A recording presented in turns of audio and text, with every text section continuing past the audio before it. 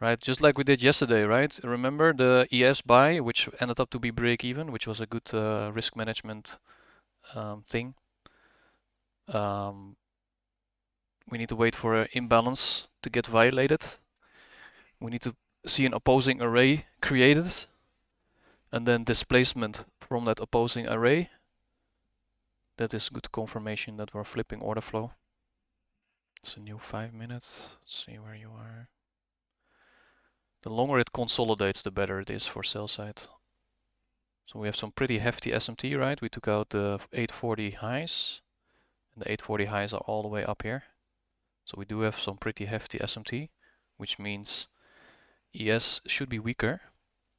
I was like, if we're gonna close below this down close or up close candle, just like over here, then I might consider a short. Right, so we close below that gap, but ES is looking different right now, see? So I kind of want to wait for ES also to close below up close candles. So we're gonna wait a little bit. If we close like over here and then this high does not get violated by the next 15-minute candle, I think we can get a nice drop with the new 4-hour candle.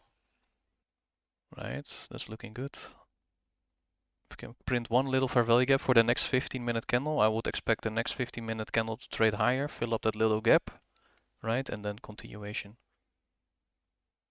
Alright, so if next 15 minutes runs up into this range, I'm probably going to short it and put my stop loss above here, because there's still an unbalanced gap up here, so just in case it runs up one more time, you know.